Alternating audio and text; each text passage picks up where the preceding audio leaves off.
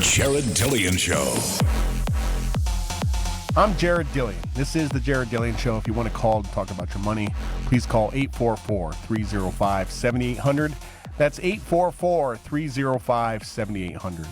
This is the Jared Dillian Show. We're talking about this coronavirus thing, which allegedly sent the stock market down 500 points at one point today. And I don't think that was entirely the culprit. There's other stuff going on. I think this is also about impeachment. And I don't know if I said this on the radio, if I said this maybe to somebody in person or whatever, but my belief all along is that the probability that Trump survives impeachment is not 100%. It's very high.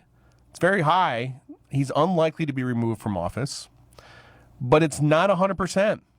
And, what happened today, this book manuscript excerpt from John Bolton, basically alleging that Trump did the things that he's accused of doing, which could lead to, a couple of Republican senators allowing witnesses, which opens up a whole can of worms. I mean, there's a path here.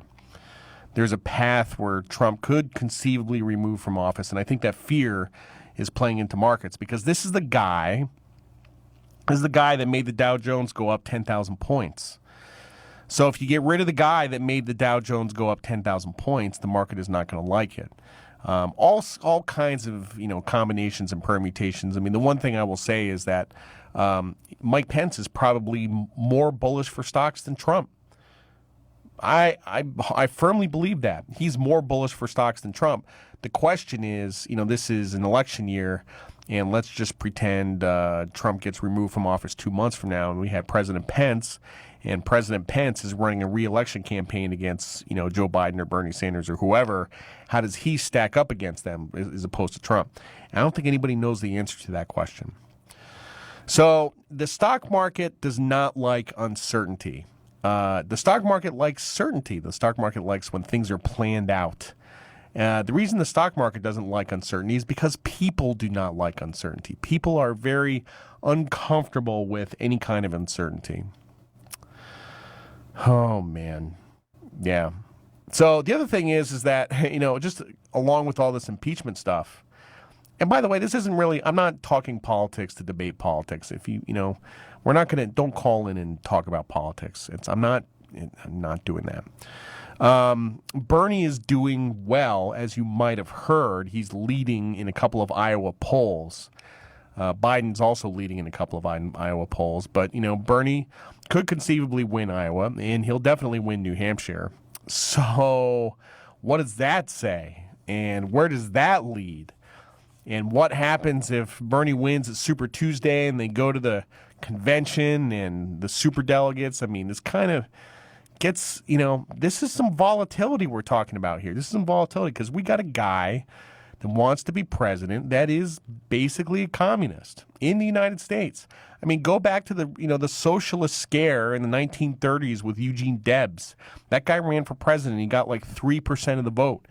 My guess is if Bernie ran for president, my guess is he would lose to Trump, but he'd probably get 35 to 40% of the vote. And this guy, there's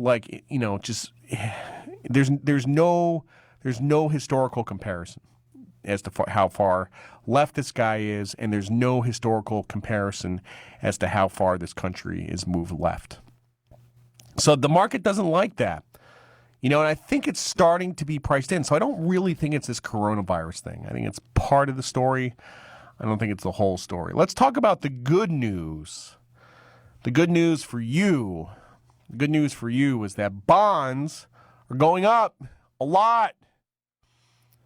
Bonds are going up and interest rates are going down. 10-year interest rates are now 1.6%. 2-year interest rates are 1.41%.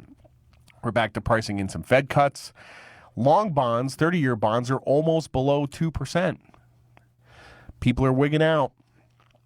They're wigging out about interest rates. The bond market is going a little bit nuts. So what does that mean? If you had the 35-65 portfolio, you would be doing great. If you had the 35-65 portfolio. If you had the 100-0 portfolio, you would be sad. If you had the 80-20 portfolio, you would be sad. I can't really get into this too much, but there's an investing strategy called risk parity. And I don't want to get into too much detail, but basically, I can't do it. It's too complicated. I'm not going to do that.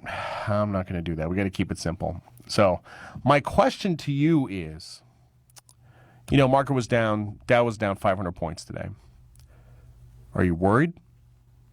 Are you scared? Are you nervous? Does this make you nervous? Does this make you worried? If you're worried about when stuff like this happens, or if you're worried about today's price action, what that means is that you have too high of an exposure to stocks.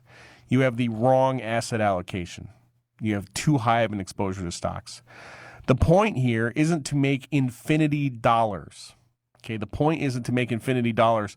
The point is to construct a portfolio where you can sleep at night. And how's that going? Like, literally, you should build a portfolio where something like today happens, you don't even look at the news. Yeah, whatever. Like, you just know to your core that it's going to be okay. It's going to be okay. And not too many people have that kind of conviction. I have that kind of conviction. I built that portfolio. I was up today. And I'm not saying that to be, avuncular or glib or anything like that. That's how I build portfolios. I build portfolios that are, I don't want to say immune to volatility, but they typically gain from disorder. When there is disorder, I typically benefit from disorder. So that is how you should construct a portfolio. And the 35-65 portfolio is a portfolio that is good. You can sleep at night. You know what else would be doing fine? The 20-20-20-20-20 portfolio. That actually would not be doing as well as the 35-65 portfolio. That would be doing better right now.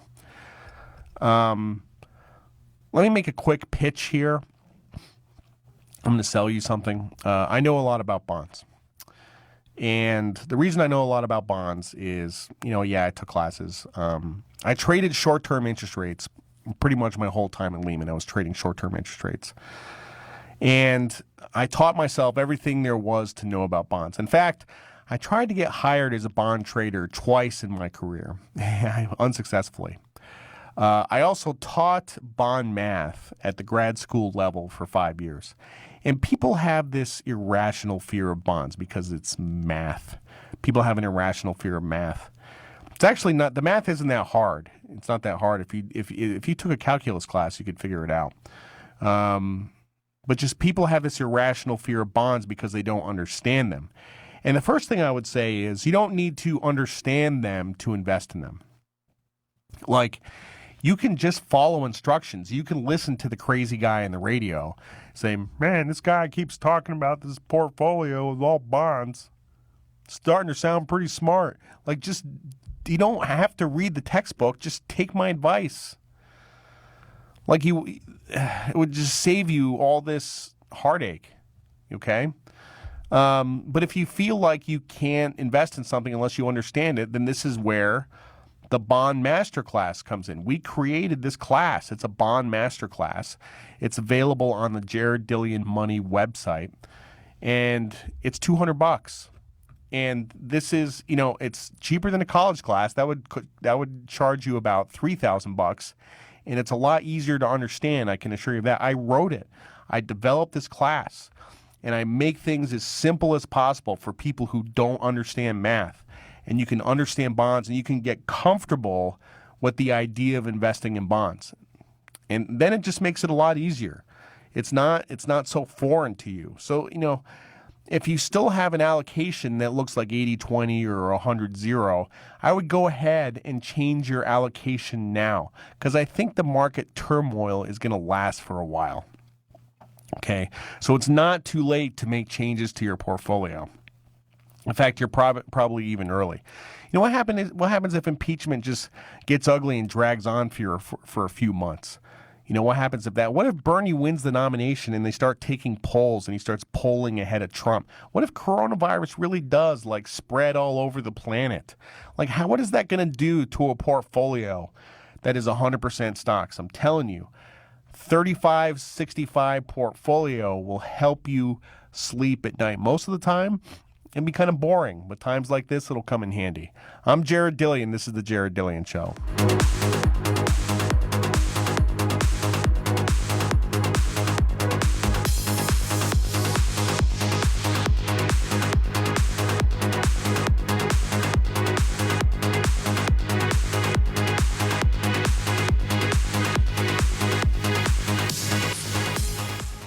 The Jared Dillian Show.